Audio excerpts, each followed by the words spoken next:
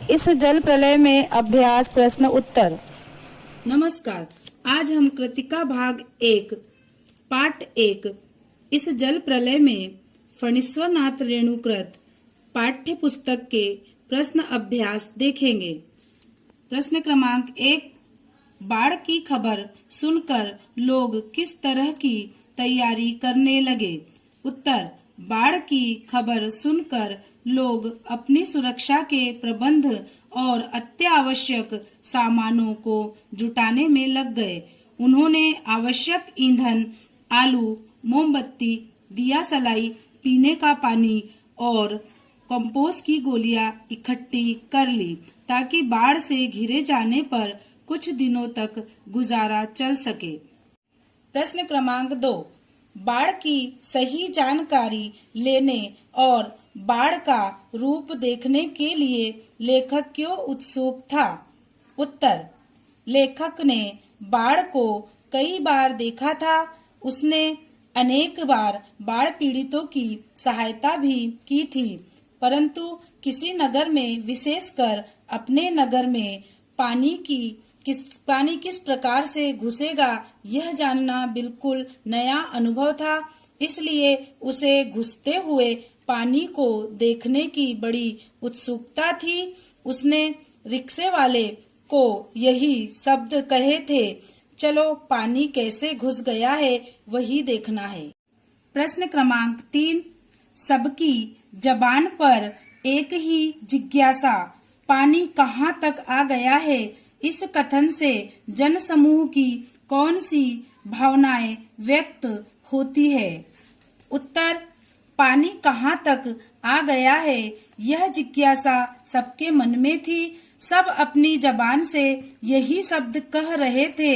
इससे जन समूह की उत्सुकता, सुरक्षा तथा कौतूहल की भावना प्रकट होती है। सब लोग नए अनुभव को अपनी आँखों से देखना चाहते हैं। वे जीवन मृत्यु के खेल को देखने का मोह छोड़ नहीं पाते। इस खेल में गहरा आकर्षण होता है। प्रश्न क्रमांक 4, मृत्यु का तरल दूत किसे कहा गया है और क्यों? उत्तर, बाढ़ के लगातार बढ़ते जल को मृत्यु का तरल दूत कहा गया है। क्यों?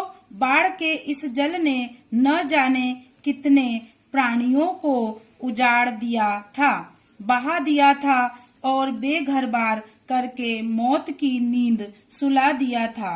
इस तरल जल के कारण लोगों को मरना पड़ा, इसलिए इसे मृत्यु का तरल दूत कहना बिल्कुल सार्थक है। प्रश्न क्रमांक 5, आपदाओं से निपटने के लिए अपनी तरफ से कुछ सुझाव दीजिए। उत्तर, आपदाओं से निपटने के लिए निम्नलिखित उपाय किए जाने चाहिए।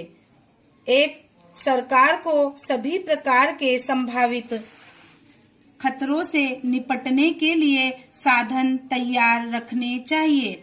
उस सामान की लगातार देखरेख होनी चाहिए ताकि आपदा के समय उनका सदुपयोग किया जा सके। 2, स्वयंसेवी संस्थाओं को बढ़ चढ़कर उत्साहपूर्वक आपदा के लिए आगे आना चाहिए। 3, सरकार और स्वयंसेवी संस्थाओं के बीच गहरा तालमेल बिठाने के प्रयास होने चाहिए। 4, उत्साही नवयुवतियों को शीघ्र ही किसी योजनाबद्ध कार्य में जुड़कर सहयोग करना चाहिए।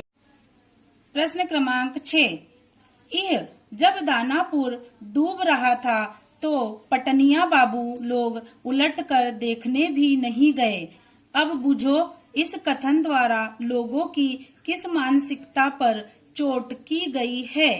उत्तर, इस कथन द्वारा आम लोगों के मन में बैठी ईर्ष्या, द्वेष की दुर्भावना पर गहरी चोट की गई है। गांव और शहर का अंतर सदा से बना रहा है, अतः ग्रामीणों और नगरवासियों के मन में आपसी कटुता भी घर किए रहती है। यही कटुता उस गवार मुष्टंडे के वचनों से प्रकट हुई है। वह मुष्टंडा चाहता है कि बाढ़ से पटना वासियों का भी बुरा हो, ताकि वे भी गांव वासियों की तरह दुखी हो। प्रश्न क्रमांक 7, खरीदी बिक्री बंद हो चुकने पर भी पान की बिक्री अचानक क्यों बढ़ गई थी? उत्तर, बाढ़ आने का खतरा बढ़ गया था, इसलिए अन्य सामानों की दुकानें जहां बंद होने लगी थी, वहीं पान की बिक्री अधिक बढ़ गई थी, क्योंकि लोग बाढ़ को देखने के लिए बहुत बड़ी संख्या में इकट्ठे हो गए थे। वे बाढ़ से भयभीत नहीं थे, बल्कि हंसी खुशी और कौतूहल से युक्त थे। ऐसे समय में पान उनके लिए समय गुजारने का सबसे अच्छा साधन था। प्रश्न क्रमांक 8, जब लेखक को यह एहसास हुआ कि उसके इलाके में भी पानी घुसने की संभावना है तो उसने क्या क्या प्रबंध किए? उत्तर, जब लेखक को एहसास हुआ कि उसके इलाके में भी पानी घुसने की संभावना है तो उसने सबसे पहले ईंधन का प्रबंध किया, फिर खाने के लिए आलू, प्रकाश के लिए मोमबत्ती और दिया सलाई, पीने के लिए पानी तथा कंपोस्ट की गोलियां एकत्र की। उसने बाढ़ आने पर छत पर चले जाने का भी प्रबंध सुनिश्चित कर लिया।